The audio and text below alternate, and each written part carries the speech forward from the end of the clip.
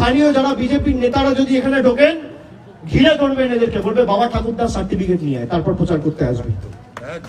বাবা ঠাকুরদার সার্টিফিকেট নিয়ে আয়, তারপর প্রচার করতে আসবি। বেঁধে রাখবেন,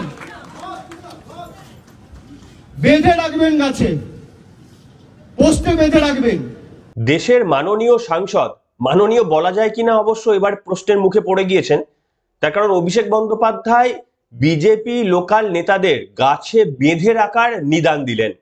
ঠিক যেমন তৃণমূল কংগ্রেসের অর্ধশিক্ষিত বা অশিক্ষিত নেতারা যারা হিংসাতে বিশ্বাস করে পাড়ার মোড়ে এই ধরনের ব্যক্তিগত আক্রমণ করেন, একেবারেই মানে নোংরা এবং আইনকে হাতে তুলে নেওয়ার পরামর্শ দেন, ঠিক তেমনি আবার দেশের মানে পশ্চিমবঙ্গের মুখ্যমন্ত্রী মমতা বন্দ্যোপাধ্যায়ের নিজের ভাইপো, এটা একটা তার পরিচয়, তারপরে তিনি নিজে সাংসদ, সেই অবস্থাতে তিনি তৃণমূল কংগ্রেসের নেতাদের বা সাধারণ মানুষদের বললেন যে বিজেপি নেতাদের দেখলেই গাছে বেঁধে রাখতে হবে কিংবা পোলের সঙ্গে বেঁধে রাখতে হবে। তবে তিনি একই সঙ্গে এটাও জানালেন যে হিংসা করলে চলবে, মানে হিংসায় বিশ্বাস তারা করেন না।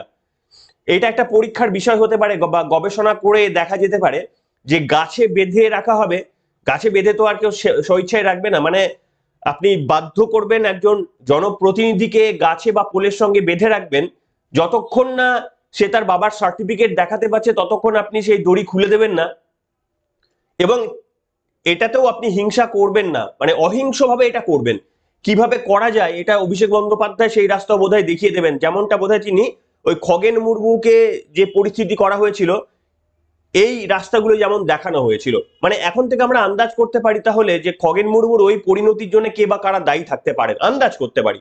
কারণ অভিষেক বন্দ্যোপাধ্যায়ের মতো দায়িত্বশীল নেতার মুখ থেকে যদি এই ধরনের বক্তব্য বেরোয় প্রকাশ্যে, তাও আবার দেখছেন যে তার বক্তব্য রেকর্ড হচ্ছে, আমি পুরো বক্তব্য শোনাবো, সাংবাদিকরা তার বক্তব্য রেকর্ড করছেন, এটা জেনেও তিনি বিজেপি নেতাদের গাছে বেঁধে রাখার যদি নিদান দিতে পারেন, তাহলে বুঝতেই পারছেন যে এসআইআর আতঙ্ক তাকে ঠিক কতটা বিভ্রান্ত করে ফেলেছে। এবং এটাই যে সঠিক রাস্তা নির্বাচন কমিশন নিয়েছে এটা কিন্তু আমাদের কাছে স্পষ্ট। তার কারণ অভিষেক বন্দ্যোপাধ্যায় যত ঘাবড়ে যাবেন, যত এই ধরনের কথা বলবেন, ততই কিন্তু আমাদের বুঝতে হবে যে রাস্তা তাদের হাত থেকে আস্তে আস্তে সরে যাচ্ছে। গণতন্ত্র যত প্রতিষ্ঠা হবে, যত প্রতিষ্ঠা পাবে এই ধরনের গাছে বেঁধে রাখা কিংবা আরো নোংরা নোংরা কথাবার্তা, যে কথাবার্তাগুলো একটা ভদ্র সমাজের মানুষের মুখে বলা বা আসা উচিত নয়, সেই বক্তব্যগুলো যখন তৃণমূল নেতৃত্বদের মুখে আসবে, তার মানে বুঝতে হবে যে সেটা সঠিক পথেই আমরা যাচ্ছি। দেখুন, অত্যন্ত দুর্ভাগ্য যে শুধুমাত্র তিনি গাছে বেঁধে রাখার নিদান দিয়েছেন এমনটা নয়, আমি আপনাদের শোনাবো আরো অনেক কিছু নিদান দিয়েছেন তিনি। দেশের প্রধানমন্ত্রী নরেন্দ্র মোদী, দেশের স্বরাষ্ট্রমন্ত্রী অমিত শাহ, শিক্ষামন্ত্রী, প্রতিরক্ষা মন্ত্রী, রেলমন্ত্রী, এই সমস্ত সম্মানীয় মন্ত্রীদের তাদেরকেও বললেন যে তাদের আগে বাবার সার্টিফিকেট নিয়ে আসতে হবে। দেখুন, এই রাজনীতিতে কে কার বাবা, কে কার ছেলে, কে কার মানে কারুর হাজবেন্ড রয়েছে কিনা, কারুর ওয়াইফ আছে কিনা, কটা ওয়াইফ রয়েছে, কার কটা গার্লফ্রেন্ড রয়েছে, এই প্রশ্নগুলো করা কি রাজনীতিতে শোভনীয় বলুন? সবাই তো সম্মানীয়। এখন যদি কেউ প্রশ্ন করে যে আপনার বাবাকে, আপনার মাকে, এই ধরনের প্রশ্নগুলো উচিত নয়। রাজনীতির সৌজন্যের আঙিনায় এই প্রশ্নগুলো না করাই উচিত, কোন রাজনৈতিকবিদদের এর থেকে বিরত থাকা উচিত। তো যাই হোক, অভিষেক বন্দ্যোপাধ্যায় করলেন, আমি সেই বক্তব্য আপনাদের শোনাবো, কিন্তু তার আগে আমি দেখাতে চাইবো যে অভিষেক বন্দ্যোপাধ্যায় এই যে সুইসাইড হয়েছে বলে উল্লেখ করলেন, আমি এমন একটা চমকপ্রদ তথ্য মানে কালকে সকালের পর্বে আনবো, আপনারা চমকে যাবেন। এই যে এটাকে সুইসাইড বলে চালানো হচ্ছে, সেটা সম্ভবত সুইসাইড কিনা সন্দেহ। কেন সন্দেহ আমি আপনাদের সামনে সকালে একটা এমন তথ্য দেব, আপনারা চমকে যাবেন। যাই হোক, সকাল পর্যন্ত অপেক্ষা করবেন। কিন্তু দেখুন, এই যে এসআইআর প্রক্রিয়া মাধ্যমে জেহাদিদের নাম যে বাদ পড়ে যাবে, সেই বক্তব্য অভিষেক বন্দ্যোপাধ্যায়ের যদি মুখে আসতো যে প্রদীপ করদের নাম থাকুক কিন্তু জেহাদিদের নাম বাদ যাক, তাহলে বুঝতে পারতাম যে অভিষেক বন্দ্যোপাধ্যায়ের নিয়ত সাফ, তিনি সঠিক উদ্দেশ্যই রয়েছে। কিন্তু তিনি কখনোই বলছেন না যে বাংলাদেশ বা রোহিঙ্গাদের নাম বাদ দেওয়াটাও তারও উদ্দেশ্য, এটা তার মুখ থেকে বেরোচ্ছে না যে বাংলাদেশি মুসলমানদের নাম আমাদের ভোটার লিস্টে থাকবে না। এই বক্তব্য অভিষেক বন্দ্যোপাধ্যায়ের মুখ থেকে কেউ বের করতে পারবেন না, আর কোনোদিন তিনি বলবেন না। তো আমাদের কিন্তু ওটা চাই, অভিষেক বন্দ্যোপাধ্যায় চায় না, তার কারণ তিনি হাই সিকিউরিটি জোনের মধ্যে থাকেন, কিন্তু আমাদের চাই। আমাদের কালী পুজোতে আপনারা দেখেছেন আমাদের প্রত্যেকটা ধর্ম মানে প্রত্যেকটি পুজোতে আঘাত করা হয় মমতা বন্দ্যোপাধ্যায়ের নেতৃত্বে, এটা কার্যত বা তার রাজত্বে এটা কার্যত একটা লিখিত নিয়ম হয়ে গিয়েছে। কালী পুজোয় লাস্ট দেখেছিলেন মুন্ডু ছেদ করা হয়েছিল, তারপরে সেই কালী ঠাকুরকে নিয়ে চলে যাওয়া হয়েছিল। আবার মন্দির তলায় বিরোধী দলনেতা শুভেন্দু অধিকারী একটা ভিডিও দিয়ে লিখেছেন যে সেখানে জগদ্ধাত্রী পুজো, এই আসন্ন এখন জগদ্ধাত্রী পুজো চলছে, সেখানে মা জগদ্ধাত্রীর মুন্ড কেটে নেওয়া হয়েছে। বুঝতে পারছেন? এই জেহাদিদের নাম বাদ পড়ুক, এটা বোধহয় অভিষেক বন্দ্যোপাধ্যায়রা চান না। যদি চাইতেন তাহলে তো কতদিন শুনতেন যে প্রতিবাদ করে বলেছেন না এদের এই সমস্ত ধরে এদেরকে জেলে পড়ো, আর এদেরকে দেখো তো এদের বাবার নাম চাও। অভিষেক বন্দ্যোপাধ্যায় যেমন বলছেন না যে বিজেপিকে তাদের দেখলেই গাছে বেঁধে রাখো, তিনি যদি বলতেন এই যে জেহাদিরা মা কালীর মুন্ডু কাটলো কিংবা মা জগদ্ধাত্রীর মুন্ডু কাটছে তাদেরকে গাছে বেঁধে রাখো, তাহলে না নিজের পক্ষে আমরা আশ্বস্ত হতাম যে অভিষেক বন্দ্যোপাধ্যায় ঠিক কথা বলেছেন। যা করছেন তিনি করতে দিন, কিন্তু পশ্চিমবঙ্গের মানুষ আমরা জানি যে অভিষেক বন্দ্যোপাধ্যায় আপনার গাছে বাঁধার নিদান আপনি দিতে পারেন, কিন্তু ভোটে বাঁধার নিদানটা আমাদের সিদ্ধান্ত আমরা নিজেরা নিয়েই ফেলেছি। একটু ছোট্ট অংশ দেখাবো জগদ্ধাত্রী পুজোয় কি হয়েছে।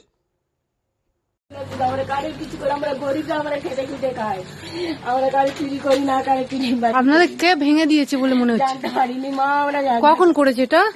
নিজে করে রাতে করেছি। ওরা বাড়ি গেছে অনেক রাত্রিরে, হ্যাঁ, বাড়ি গিয়ে খেয়ে শুয়েছে। আর আমার ছেলে ভোরবেলা এসে দেখতে যাবো পায়খানা করে উঠে বাইরে এখানে চলে গেছে। ইমনি ওঠে না, কত বেলায় ওঠে, চার ধারে ঘেরা, চার এখান থেকে ঢুকেছে, এখান থেকে কি খোলে নেই, কিচ্ছু করেনি, এখান থেকে ঢুকেছে, এখান থেকে ঢুকে কি সর্বনাশ করেছে। কি বাবা, এই সর্বনাশ। আপনার নামটা কি? আমার নাম বাসন্তী দাস। কোথায় বাড়ি, কোথায়? মল্লিকপুর। এই তো মল্লিকপুর, পাড়ার ভেতর বাড়ি আমার। কটা আনুমানিক আপনারা কখন এখান থেকে গেছেন? আমি তো বলতে পারবো, আমার ছেলে আর আমার বাবা বলতে পারবে, তারা থানায় গেছে। দেখলেন, জানি না এবার মা জগদ্ধাত্রীকেও প্রিজন ভ্যানে তুলবে কিনা কলকাতা পুলিশ, তার কারণ দুষ্কৃতী থাকতে কিংবা আরো একজন নারায়ণ হালদারের মতো কাউকে আবার বলির বকরা বানানো হবে কিনা। ঠিক আছে, মানে জেহাদিদের বাঁচানোর জন্য আবার একটা হিন্দুকে ধরে এনে কোনো প্রমাণ ছাড়াই, কোনো সিসিটিভি ফুটেজ ছাড়াই, মানুষের সামনে প্রমাণ না দিয়ে তাকে জোর করে ধরে নিয়ে গিয়ে ব্যাপারটা চাপা হয়ে গেলে তারপরে আবার ছেড়ে দিয়ে মেকআপ করা হবে কিনা। এই হচ্ছে পশ্চিমবঙ্গ। এই জেহাদিদের থেকে আমাদের নিশ্চিতভাবে পশ্চিমবঙ্গকে উদ্ধার করতে হবে, সে অভিষেক বন্দ্যোপাধ্যায় যতই চোখ রাঙান না কেন। কি চান তো আপনারা? বাড়িতে বসে থাকলে কিন্তু হবে না। শুভেন্দু অধিকারী বলছিলেন যে এবারের নির্বাচনে ওই পেচু কেলটু পাড়ার তারা হুঁশিয়ারি দিয়ে গেছে ভোট দিতে গেলে দেখে নেব। এই ছোট্ট ভয়গুলোকে উপেক্ষা করতে শিখতে হবে, তা না হলে ওই ক্ষুদিরাম বসু 18 বছর বয়সে মানে বলিদান দিয়েছেন এই কথাগুলো আর বলবেন না। তাদের যদি আমরা মানে সন্তান সন্ততি হয়ে থাকি তাহলে সেইটুকু সৎসাহস আমাদেরও দেখাতে হবে, না হলে এই জেহাদিরা রাস্তায় ঘুরে বেড়াবে আর আপনি বাড়িতে যদি ঢুকে যাবেন এই প্ল্যান করে থাকেন, তাহলে বাড়িতে নয় কবরে ঢুকিয়ে দেবে। তো সেই কাজটা করা যাবে না। এটাই লাস্ট সুযোগ আমাদের ভোটে অংশগ্রহণ করে এই জেহাদিদের এবং তৃণমূল কংগ্রেসকে একেবারে এদেরকে মানে গণতান্ত্রিক পদ্ধতিতে বিসর্জন দিতে হবে। আমি অভিষেক বন্দ্যোপাধ্যায়ের একটা অদ্ভুত বক্তব্য শোনাবো, যেখানে পুরো বক্তব্যটা এবার শোনাবো, যেখানে তিনি ওই প্রদীপ করকে দেখতে মানে ওই পরিবারের সঙ্গে বোধহয় দেখা করতে গিয়ে বললেন যে জাস্টিস ফর প্রদীপ কর।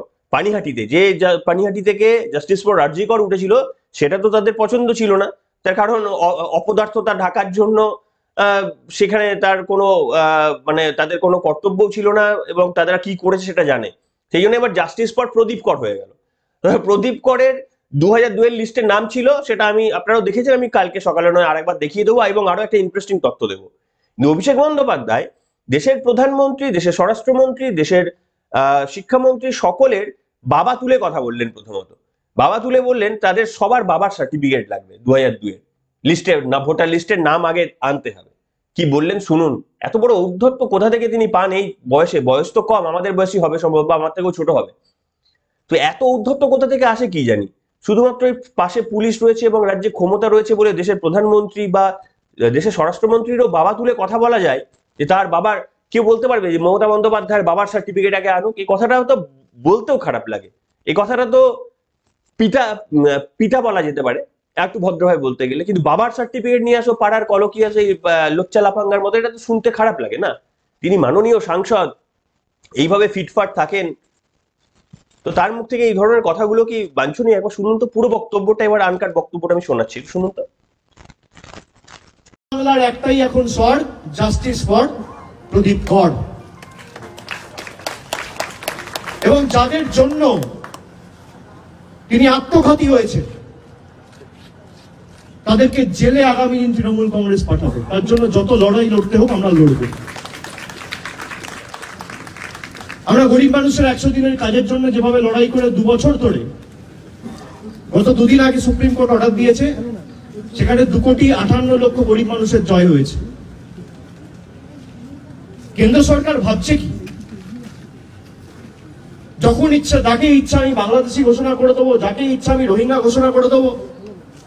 জ্ঞানেশ কুমারের বাবার নাম আছে ভোটার লিস্টে, ডকুমেন্ট দেখাতে পারবে? অমিত শাহর বাবার জন্মের সার্টিফিকেট দেখাতে পারবে? প্রধানমন্ত্রী থেকে শুরু করে ক্যাবিনেটে যারা মন্ত্রী রয়েছে, স্বাস্থ্যমন্ত্রী, প্রতিরক্ষা মন্ত্রী, শিক্ষামন্ত্রী,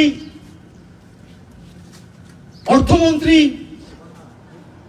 রেলমন্ত্রী, তার বাবার ঠাকুরদার জন্মের সার্টিফিকেট দেখাতে পারবে? যারা ইলেকশন কমিশনে কাজ করেন দেখাতে পারবেন? স্থানীয় যারা বিজেপির নেতারা যদি এখানে ঢোকেন, ঘিরে ধরবেন এদেরকে, বলবে বাবা ঠাকুরদার সার্টিফিকেট নিয়ে আয়, তারপর প্রচার করতে আসবে।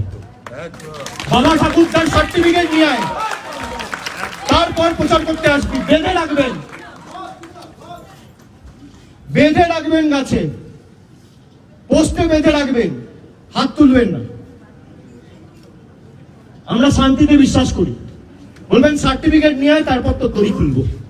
যা, তোর বাবার সার্টিফিকেট, বাবার বার্থ সার্টিফিকেট, তোর দাদুর বার্থ সার্টিফিকেট, তোর ঠাকুরদার বার্থ সার্টিফিকেট, আর তোর দিদিমার বার্থ সার্টিফিকেট। তোর অমিত শাহ, মোদী সরকার যে আমাদের থেকে সার্টিফিকেট চেয়েছে, আগে তোরা সেই সার্টিফিকেট মানুষকে দেখা, তারপর কাগজ চাইবি মানুষের থেকে।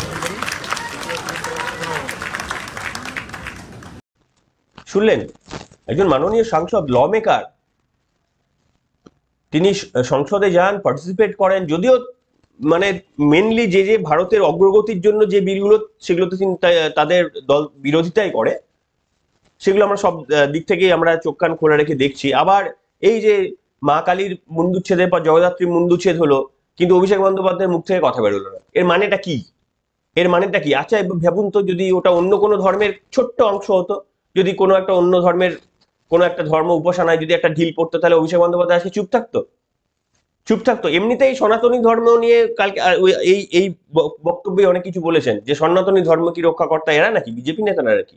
সনাতনী ধর্মের রক্ষাকর্তা শ্রীকৃষ্ণ, তাহলে বাকি ধর্মের রক্ষাকর্তা কি তৃণমূল কংগ্রেস নাকি? তো বাকি ধর্মের তো রক্ষাকর্তারা অনেক জন্মেছেন, তো তারাও তো রক্ষাকর্তা ছিল, তো তাদের দায়িত্ব কেন তৃণমূল কংগ্রেস নিয়ে নিচ্ছে? নাকি সনাতন ধর্মের রক্ষাকর্তা শ্রীকৃষ্ণ আর বাকি ধর্মের রক্ষাকর্তা তারা, এটাই তারা মনে করেন নাকি? তো যাই হোক, একটা সাংসদের মুখে এই ধরনের বক্তব্য অত্যন্ত বেমানান। দেশের বরিষ্ঠ প্রধানমন্ত্রী, বয়সের দিকটাও খেয়াল রাখতে হবে, তার হাঁটুর বয়সও নয় অভিষেক বন্দ্যোপাধ্যায়। স্বরাষ্ট্রমন্ত্রী, মানে কার সঙ্গে কথা বলছেন, কার ব্যাপারে বলছেন, একটা সৌজন্যতা, তৃণমূল কংগ্রেসের সৌজন্যতা ছেড়ে দিন, পশ্চিমবঙ্গের মানুষ বোঝেন, কিন্তু এরপরে আমাদের যদি এরপরেও বাড়িতে চুপ করে বসে থাকেন, তাহলে নিজেদের কি বলবো, হিন্দু বলবেন? ভোটের সময় রাস্তায় নামতে হবে এবং নিজের ভোটাধিকার নিজেকে প্রয়োগ করতে হবে। কারণ এশআইআর প্রক্রিয়া যদি স্বচ্ছভাবে হয়, তাহলে আমাদের কাছে এটা শেষ সুযোগ থাকবে। এরপরেও যদি আমরা মাঠে না নেবে, কারণ দেখুন এরপরেও ধমকি চমকি অনেক বেড়ে যাবে, তার কারণ স্বাভাবিকভাবে হিন্দুদের ভয় পাওয়াতে হবে, হিন্দুদের ভয় পেয়ে ভোটের ময়দান থেকে বিরত রাখতে হবে, তা না হলে তো ভোটে জিততে পারবে না। ধরুন 1 কোটি নাম বাদ চলে গেল রোহিঙ্গা ফোহিঙ্গা মিলিয়ে, সব মিলিয়ে, তাহলে তো সেই ভোটটা মেক আপ করতে হবে, তাহলে আরো বেশি থ্রেট বাড়বে। কিন্তু ওই পাঁচু কেলটুর থ্রেটের পরোয়া না করে ভোটটা দেওয়ার জন্য ওইটুকু আমাদের সংঘবদ্ধ হতে হবে। এটা আজ থেকে মাথায় রাখুন, আজ থেকে প্রতিজ্ঞা করুন যে ভারতবর্ষকে স্বাধীন করার জন্য ইংরেজদের গুলির সামনে যদি বুক চিতিয়ে আমাদের পূর্বপুরুষরাই লড়তে পারে, তাহলে এই পাঁচু কেলটুদের বিরুদ্ধে আপনারা ভয় পাবেন না দয়া করে। এনিওয়ে, আপনাদের মতামত লিখে জানাবেন। এখনকার মতো এখানে।